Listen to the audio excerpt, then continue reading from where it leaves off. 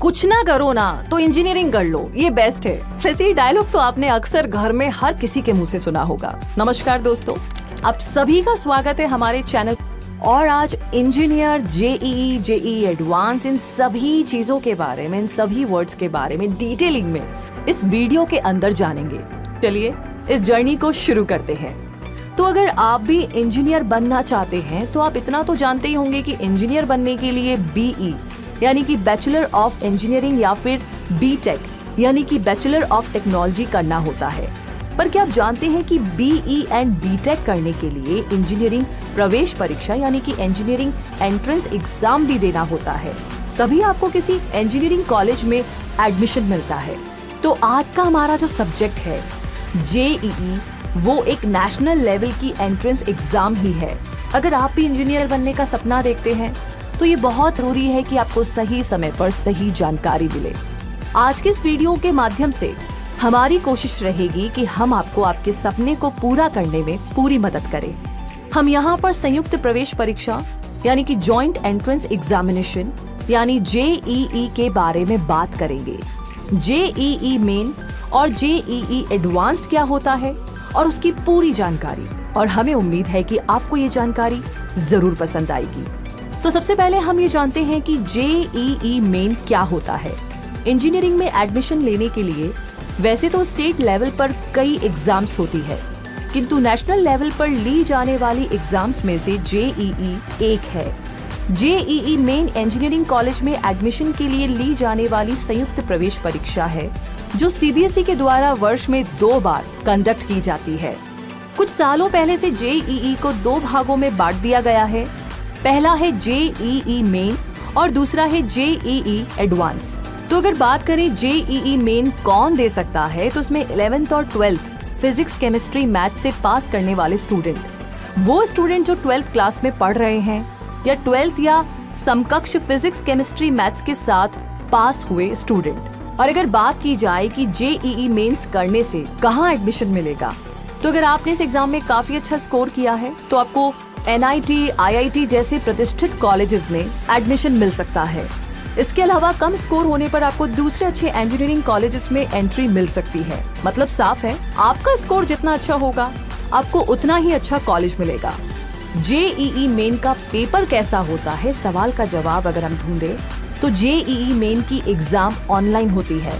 इस एग्जाम में कुल 90 यानी कि 90 क्वेश्चंस होते हैं और हर सब्जेक्ट यानी कि फिजिक्स, केमिस्ट्री, मैथ्स के 30 क्वेश्चंस होते हैं।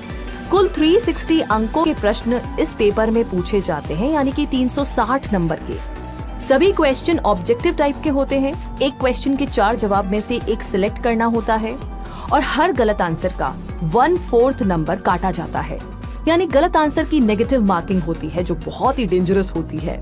वैसे जेईई मेंस कितनी बार दे सकते हैं, कितनी बार आप ट्राई कर सकते हैं, तो इसका जवाब ये है कि जब आप 12th में पढ़ रहे होते हैं तभी से लेकर अगले 3 सालों तक आप जेईई मेन की एग्जाम दे सकते हैं और प्रत्येक वर्ष 2 बार ये एग्जाम ली जाती है।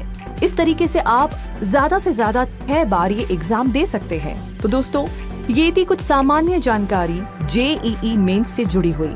और अब हम बात करेंगे जेईई एडवांस के बारे में। जेईई एडवांस भी जेईई मेन की ही तरह इंजीनियरिंग कॉलेजेस में एडमिशन के लिए ली जाने वाली एक एंट्रेंस एग्जाम है, लेकिन एडवांस और मेन में बहुत डिफरेंस है। ये जेईई मेन का एक अगला लेवल है। इसमें जो छात्र सम्मिलित होते हैं, पार्टिसिपेट करते हैं, वे जेईई मेन के टॉप 1,50,000 छात्र होते हैं एवं इसमें सफल छात्रों को आईआईटी जैसे कॉलेजेस में एडमिशन मिलता है। और जेईई एडवांस कौन दे सकता है, अगर हम इसकी बात करें तो वो स्टूडेंट जो 12th में 75% अंकों के साथ पास हो, general and OBC 75%, ST, SC, PWD 65% यानी कि 65%। वो स्टूडेंट जिनकी जेईई मेन के रिजल्ट में रैंक करीब 2 लाख के अंदर हो, वो दे सकते हैं। मतलब ये कि सिर्फ 1.5 लाख छात्र ही जेईई एडवांस को दे सकते हैं। और तीसरी बात ये कि वो स्टूडेंट जिनकी उम्र 25 साल से ज्यादा ना हो। और चौथी बात ये कि कोई भी स्टूडेंट ज्यादा से ज्यादा 2 बार 2 साल तक की जेईई एडवांस दे सकता है। अब जेईई एडवांस करना कहाँ से है, एडमिशन कहाँ मिलेगा, इस बारे में अगर बात करें तो जेईई एडवांस IIT यानी कि इंडियन इंस्टीट्यूट ऑफ टेक्नोलॉजी भारतीय प्रौद्योगिकी संस्थान में एडमिशन के लिए जानी जाती है। लेकिन IIT के अलावा और भी कुछ बड़े कॉलेजेस हैं जहां पर JEE एडवांस के आधार पर ही प्रवेश मिलता है। इन कॉलेज में निम्न प्रमुख है Rajiv Gandhi institute of petroleum technology यानी कि RGIPT रायबरेली। दूसरा है Indian institute of science education and research IISER Thiruvananthapuram, Bhopal, Mohali, Kolkata और पुणे।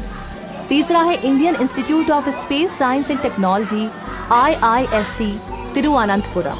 अब बात करें JEE एडवांस का पेपर पैटर्न कैसा होता है, तो ये एग्जाम देश की सबसे कठिन एग्जाम में से एक मानी जाती है।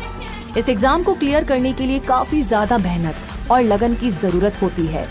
आप एक सही योजना और सही मार्गदर्शन में इस एग्जाम को पास कर सकते हैं। ऑनलाइन माध्यम से होने वाली ये एग्जाम ऑब्जेक्टिव टाइप की होती है और इसमें भी नेगेटिव मार्किंग होती है और ये एग्जाम 2 परत में होती है। प्रत्येक पेपर में फिजिक्स, केमिस्ट्री, मैथ्स के पेपर होते हैं। तो इसी के साथ ये रहा एग्जाम का पैटर्न। और अब बात करें कि JEE एडवांस के लिए आवेदन कैसे किया जाए, तो JEE मेन के रिजल्ट आने के बाद आप ऑनलाइन माध्यम से JEE एडवांस के लिए अप्लाई कर सकते हैं। तो ये थी JEE मेन और एडवांस की जानकारी और हमें उम्मीद है कि आपको ये जानकारी बहुत ही हेल्पफुल लगी होगी और आपके काफी काम आएगी। और आपको इस विषय से जुड़ा अन्य कोई सवाल हो तो प्लीज आप कमेंट के जरिए हमसे पूछ सकते हैं, हमें बता सकते हैं। और आपको हमारी ये वीडियो कैसी लगी, ये जानकारी कैसी लगी, उसके लिए कमेंट बॉक्स में लिख करके बताना बिल्कुल ना भूलिएगा। वैसे आपके बहुत सारे सवाल और टॉपिक्स के बारे में हमें कमेंट्स मिलते रहते हैं और हमारी पूरी कोशिश है कि हम आपको उन सभी का जवाब दें वीडियोस के थ्रू। लेकिन थोड़ा टाइम लगता है, मानकर चलिए, लेकिन आपको जवाब जरूर मिलेगा। तो फिलहाल ऐसे वीडियोस आप बिल्कुल मिस नहीं करना चाहते हैं तो उसके लिए आपको सब्सक्राइब करना होगा हमारे चैनल को, साथ ही बेल आइकन को प्रेस करना बिल्कुल ना भूलें। आगे होगी अगले नए टॉपिक में आपसे मुलाकात। तब तक के लिए JEE मेन और एडवांस के लिए आपको ढेर सारी शुभकामनाएं हम सभी की ओर से। धन्यवाद।